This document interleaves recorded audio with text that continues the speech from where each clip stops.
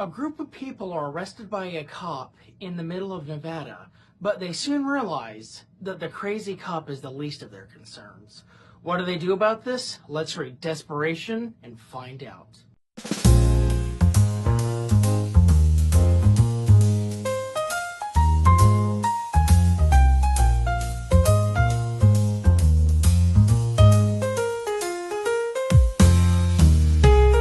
Welcome back to BG's Books. I'm Mr. BG, and today I will be reviewing Desperation by Stephen King.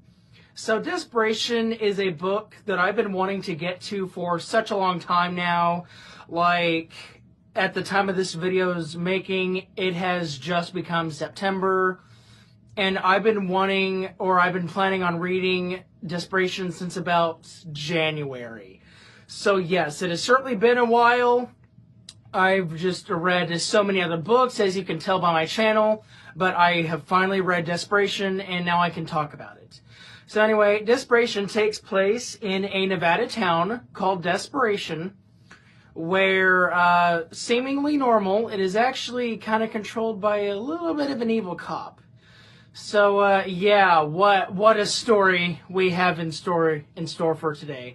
So anyway, to explain what I feel about Desperation, let's explain what it is actually about. So the first little bit of Desperation here is just kind of recapping all the prisoners and how exactly they got in this situation. So we're going to kind of go over that a little bit. So the first two people we meet are a married couple named Peter and Mary Jackson, and they are taking back Peter's sister's car from someplace back to New York where they all live. So anyway, they get pulled over. The cop, whose name is Colleen Trajan, by the way, I'm just gonna put that out there now. His face is also very scarred and whatever for whatever reason, but we will get to that. Anyway, and Trajan finds some weed or some sort of marijuana substance in their car, and so because that is very illegal. Peter's sister is a pothead, by the way. That's why there's the weed in the car. He arrests them and takes them over to this courthouse type of area where they are all arrested. But while there, they see that a young girl has been pushed down the stairs and is dead. Yeah, quite the start here. So now, to explain the dead girl, we have to go to our next group of people, the Carver family. So we have Father Ralph, Mother Ellen, and children David and Kirsten. And so basically what happens is they were on a vacation, they were in an RV when they get stopped by the cop because I guess they ran over one of those road treads that are used to stop cars and stuff that criminals have done. Like that criminals are driving or whatever. So anyway, yeah, they kind of get stopped by that, and then the cop explains, oh, we're just trying to catch some hooligans on the road and whatever, but I'll take you to safety. So then he gets them all in his car, takes them over there, and then there's that. Also here we have a aging novelist named Johnny Marinville, and basically he was on his bike, and then of course, when Trajan caught him, arrested him, beat him up as well, and then just took him there. And then our last person in here is Tom Billingsley, who is Desperation's town veterinarian. So they're all here, and they're all kind of talking. In the meantime, Johnny has an assistant named Steve Ames, and so he's kind of picking up Johnny's trail because Johnny just kind of went cold. And he also picked up a hitchhiker named Cynthia, who was also a character in the book Rose Madder, which I previously read and reviewed. But, so yeah, that's cool that she came back here. So anyway, yeah, while Steve is still on the trail, the prisoners are kind of doing stuff and whatever. They're bonding. They're getting to know each other.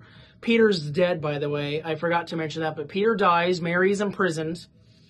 And so anyway, yeah, the first half of this book is just them trying to escape the prison cells. And Trajan takes the mother, which is Ellen, and then just goes off with her wherever. And then David, he is very devout. He is, I guess you could say, a very spiritual boy because back in the day, he had a friend named Brian who got hit by a car really bad and was comatose for a long time. He wasn't expected to get out of it. And then, long story short, David prayed, and then, boom, Brian is all good again. So that's kind of David's power through this. He has the power of prayer and God on his side. So anyway, so yeah, for the first half of Desperation, it's a constant mix between our prisoners trying to escape the prison and Steve and Cynthia trying to track the trail as to where they're going. Anyway, long story short, David manages to escape the cells, frees everyone else, but they run into some animals along the way, and Tom Billingsley eventually gets taken out by a coyote, and he dies, which is very unfortunate. But the rest of the survivors meet up in an old abandoned theater because Desperation is an abandoned mining town. That'll be very important later, so just keep listening. And then that's where Steve and Cynthia find them. So they're like, okay, this is the second half of the book. Now we got to do things.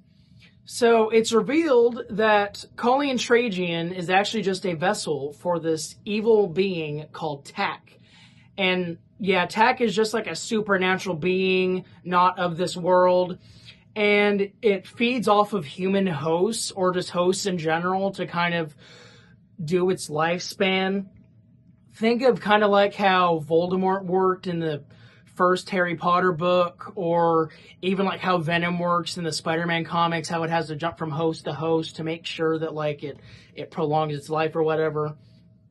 Basically, so the current host is the officer, Colleen Trajan, but that body soon starts to die, hence the scarring on the face and whatever. And so it decides to jump onto Ellen's body, and then there we go. Oh, yeah, and then there's also this other woman there. I forgot to mention this, but there's this other woman named Audrey, and she's just kind of there. She does some things. And so basically, they're trying to escape Desperation and trying to figure out how to stop this Tack thing. And then the Tack thing is just kind of body hopping. It goes from host to host. It can also control animals, like the coyote attack mentioned earlier. And yeah, so David is put in a trance because Audrey just like chokes him out really bad. They think he's dead, but he's actually fine.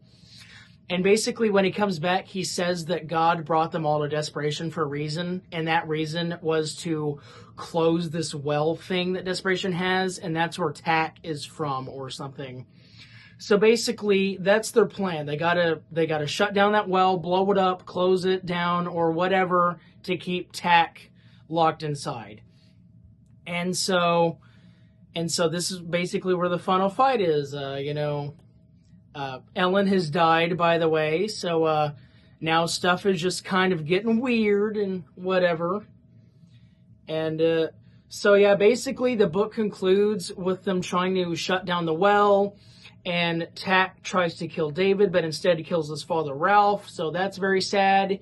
And before David can make the final sacrifice, Johnny Marinville is basically just like, hey, get Mary, get Steve, get Cynthia, and then just get out of Dodge. Like, just get out of here. I'm going to stay behind and blow up the thing.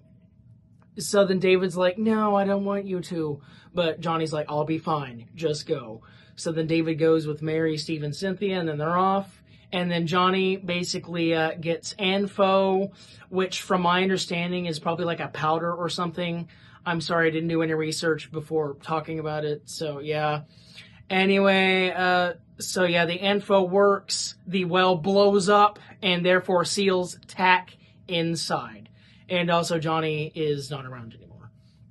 But before Johnny actually told David to leave, he said, "You're excused early," which brings up something from David's past. So anyway, as he's heading home, I guess, with Mary, he's going to go live with Brian now because he's kind of orphaned, I guess you could say. He finds a note that was given to him by Johnny Marinville, and that note was a note that he had back in school that said, "Excused early." And so he thinks that Johnny gave it to him as like a gift from God or whatever, and then he and the other survivors just ride off into the sunset. And for the most part, that is how Desperation ends.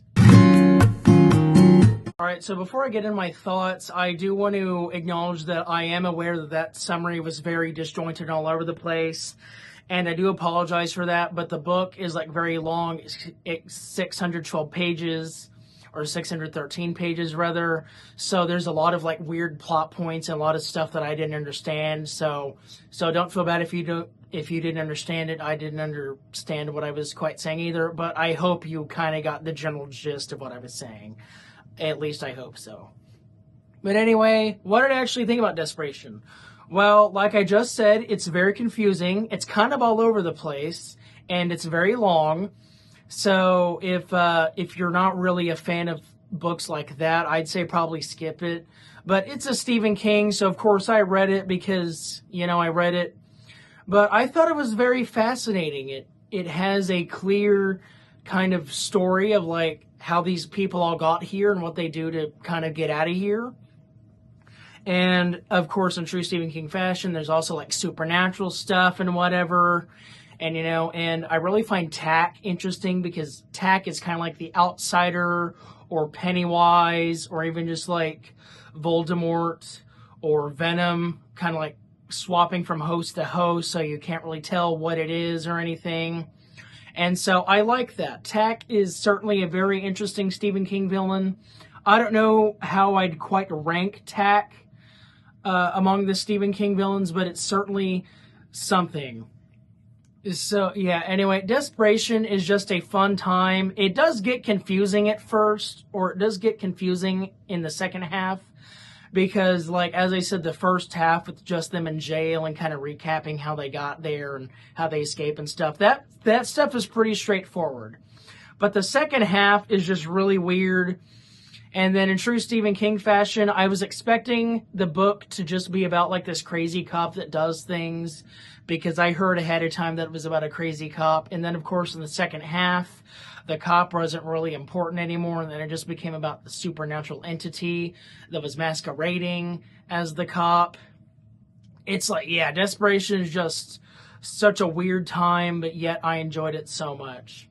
And this is also my 49th Stephen King book, so that means next one is the Big 50. So, there you go. But anyway, yeah, Desperation, while weird and confusing and definitely hard to follow in some points, is definitely a very important Stephen King book, not only because it connects to the Dark Tower universe, which is like the main universe that Stephen King has created, but also connects to its sister novel, its mirrored reality, The Regulators. And from what I understand, because I've started reading it so far, The Regulators is kind of like a mirrored version of Desperation, but takes place in Ohio instead of Nevada, if that makes any sense. So I look forward to reviewing that for you all. But anyway, yeah, go read Desperation. It is a wild ride of a book. But yeah, guys, that is the end of the video. I hope you guys enjoyed. Again, sorry for my weird kind of recap of the plot. The book was just very confusing, so I was very confused in my words as well. But I still love the book regardless. Anyway, please be sure to like and subscribe if you have not. That would really help the channel. I am still on the train to 300 subscribers, so please help me reach that goal. I would be very grateful. And if you choose to, leave a comment down below talking about what you did or did not like about Desperation, or even The Regulators, or just perhaps anything Stephen King in general, or even just books in general. Hey, that's all right. But anyway, yeah, that is the end of the video. I hope you guys enjoyed.